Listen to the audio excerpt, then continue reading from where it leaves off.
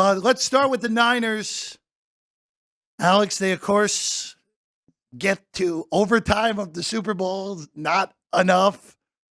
Again, Kyle Shanahan, there was questions of how he handled that final drive in overtime, how he handled that game as a whole. New rules, yeah. Yep, the first ever actually under the new playoff rules where both teams were guaranteed the football. That was the first overtime game since they instituted that rule 2 years ago, of course, after that epic Chiefs-Bills game that the Chiefs came from behind. That was, of course, we know the 13-second game. But here we are with the Niners. You know, really this offseason, more so than anything, they just added to their defense more than anything. Leonard Floyd picked up from Buffalo. Devondre Campbell coming over from Green Bay. Jordan Elliott, just another auxiliary piece coming over from Cleveland. Gross Matos, another auxiliary rushing piece coming over from Carolina. They do replace Sam Darnold, their backup last year, with Josh Dobbs as the backup this year. So a little bit of quarterback switcheroo where Darnold, of course, goes to Minnesota. Dobbs finished last year with Minnesota. He's now the backup for Brock Purdy. Eric Armstrong's really the biggest piece going out for San Francisco this year, but I think they more than adequately replaced him with those additions on the defensive line, I should say. Kinlaw goes out as well. Burks goes out. Smaller pieces going out of that defense. Nothing overly significant, leaving a team that should be considered and is considered one of the favorites to win the Lombardi Trophy this year. A defense that was already very good, right? 9th in opponent yards per game at 319. 5th in rushing yards per game, allowing just 98.7, and 14th in opponent passing yards. The only question mark for me, Jeff, and maybe this shouldn't be taken too much, but Steve Wilkes no longer. He was let go after Super Bowl. Nick Sorensen is upgraded to the DC. The one thing I do like is it is his third year with the Niners in some capacity on the defensive side of the ball. So I think he will be able to step into that role very well. But I mean, Steve Wilkes is a well-known defensive coordinator. It's an interesting look because, again, and this is the nature of being successful in this league, where it's a little bit different for Wilkes because they just, again, there were questions about how the Niners defense handled the postseason. Remember, they gotten big holes against Green Bay and Detroit. Correct. Because their defense just didn't look ready to play in either of those games. They, of course, were able to climb out of it. But this is a little bit different. In the past, it's been, hey, our defensive coordinators have gotten hired for head coaching jobs. So that's kind of the nature of the beast where you're constantly, and also not just your defensive coordinators, of course, Mike McDaniel was now in Miami, a key part of the coaching staff under Kyle Shanahan in San Francisco during their other years of success before this past Super Bowl appearance. So it's always a question. We saw last year with Philadelphia where they could not handle it at all. Can the Niners staff, other than that, switch relatively intact, all things considered? And most importantly, as of this moment, again, there's a lot of nonsense swirling around on Brandon Ayuk, who seems to be, despite what he said over the weekend, seems to be very unhappy with how the situation has presented itself with the contract. Deebo Samuel is also up at the end of this year as well, but there's not as much noise surrounding him. So there is a little bit of a question mark there, at least offensively speaking, of, hey, we know wide receivers can be divas, Alex. So is Brandon Ayuk on this roster week one? I believe he is. Is Deebo Samuel happy throughout the year, even though he's been relatively quiet in comparison to Ayuk about his contract situation? We'll see. But this is top to bottom yet again. And I don't know if I'm going to end up putting them in the Super Bowl for the second consecutive year. But top to bottom, this is the best roster in the NFC yet again, probably now 3 years running ever since that 2020 season where they just got so ridiculously injured in that pandemic season. Top to bottom, best in the NFC, maybe in the NFL. Mm-hmm. Very good. I mean, it really is Super Bowl or bust for this team. They have built this dynamic roster. We'll see with Brock Purdy. I mean, there still is a little bit of question mark and if he will eventually regress to where people think he will. But as you mentioned, I mean, best offense last year, 34% of their offensive drives resulted in touchdowns. They also had the best red zone scoring percentage at 68%, and that is just touchdowns. For that one, second in points per game and first in yards per game. So very good offense. As you mentioned, though, those two pieces, those wide receivers, very important to that offense. So they did draft Ricky Pearsall, who is now, we didn't have listed on the additions, but they did draft Ricky Pearsall out of Florida, first-round pick. High potential guy. Not my, again, I would have made a different selection wide receiver wise. Maybe even looking at Leggett, who went a few picks later to Carolina, who was a monster in the red zone at South Carolina, which seems to be something that would have helped San Francisco. Juwan Jennings, who, if the Niners had won the Super Bowl, might have been the MVP of the Super Bowl, still back as well. Really good number 4 option. We haven't even mentioned George Kittle, who we know obviously is one of the 3 best tight ends in the NFL. They also shored up their backup tight end position, bringing in Logan Thomas, who's been a legitimate starter in the league for a half decade now, mostly in Washington. So, yeah, this really does come down to, more so than anything, again, we know McCaffery, if he stays healthy, is going to play at a high level. We know of those wide receivers. We know all these guys, if they stay healthy, again, health has been a question for Debo as well through the years, Alex. Yes.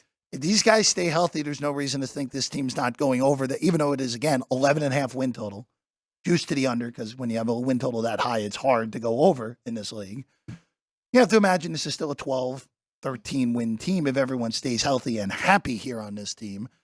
You bring up Brock Purdy, and we know with what we talked about a lot last year, where I was always waiting for the shoe to drop with Purdy, where, hey, this is a guy playing well above his head. This is a guy who at some point the league's going to figure him out. We thought that moment came on Christmas against Baltimore. Remember, he was over a $2 favorite to be the MVP going into Christmas night last year. And of course, Baltimore destroys the Niners. Purdy throws 4 picks, looks awful. It's like, how is this team going to win multiple playoff games to get to a Super Bowl, even being the 1 seed with this guy? It was not his fault they didn't win the Super Bowl. He was excellent after the first half of that Green Bay game in the postseason. I think that the corner's been completely turned at this point. We have to consider this guy as a top 12 NFL starter. Now, the question is being only a top 12 guy as opposed to maybe being a top 8, top 5 guy, is that enough to win the Super Bowl? Alex, they're 5-1 to win the whole thing. That is obviously a very, very short price at this time of the year. Them in Kansas City are the only ones this short. And that's just based on the virtue of what Kansas City is now, where you have to consider them the favorite until they're beaten. I can't justify betting a 5-1 because you're going to get a better number during the season, more likely than not, unless if they just come out and rip everyone to shreds that first 8 weeks of the season. You're going to get a shorter than plus 250 number to win the conference. Minus 225 is probably fine to win the division, but again, if there's injury, right? If Sam Darnold's a better backup than Josh Dobbs. We saw that last year where Dobbs, when you got oversaturated with Dobbs, it was over. 1-2 starts, fine. If it's anything more than that, it'd be very worrisome for San Francisco. Absolutely. And we don't really recommend laying big prices where you're tying up your money and laying that for this division. But it is very interesting. I mean, those MVP, the Brock Purdy, 16-1 is pretty tempting, and Christian McCaffrey, 8-1, Offensive Player of the Year. I mean, as you mentioned, Brock Purdy was in the conversation for most of the season last year. So, and if they go out and win 8 in a row, he'll be right back up there in that conversation. Even though he does have such a stacked roster and such good weapons, I still think that he is live for that if they go on a nice winning streak. So, just double checking real quick because it's not on the screen. Just Kyle Shanahan's Coach of the Year odds, real quick. Nick Bosa, by the way, 7-1 to win Defensive Player of the Year. He's in that grouping of him and Parsons and Garrett and Watt and Crosby that are all shy of 10-1, who are your 5 favorites. I would be surprised if it's not one of the 5 of them who ends up winning the Defensive Player of the Year. So, looking at it this year, Kyle Shanahan is 60-1 to win Coach of the Year. So, this falls into the category that we've talked about here, Alex, where that price may look unbelievably juicy to you out there. Wow, they're going to be one of the best teams in the NFL. Could absolutely win Coach of the Year. Look at that win total. It's 11.5. If the Niners go over the win total, even though it is juiced to the under, especially remember, this is the media voting on this. This is not people with betting knowledge like us here on the desk, Alex. The Niners are expected to win 12, 13, 14 games and win the NFC West again. The only thing that could happen is they go below expectations, and then Kyle Shanahan gets crushed by people voting. So it's very hard for him, Andy Reid, in the past, Sean McDermott in Buffalo. Maybe this year a little bit different because that Buffalo roster is not quite the same as it was in the past. But it's very hard for these guys who are head coaches of teams with very high win totals in order to win that Coach of the Year award. You're right, especially coming off back-to-back years. So last year, 12-5 in the regular season, 2022, 13-4. And last year's point differential is plus 193. Whoa! So how are they even going to top that to get Kyle Shanahan those votes? It is tough and it's kind of unfair, but it is that's how it works with these high expectations. Plus 193 is a wackadoo number. What a crazy number. I think Cowboys were actually they were better. Yeah. But we know what happened to Dallas. But the Niners, again, this is schedule. It doesn't really concern me. It's a little bit difficult. You play the AFC East, which is going to have 3 potential playoff teams in it, but and you have the 2 of those potential playoff teams on the road in Miami and Buffalo. You're playing Buffalo in a primetime game.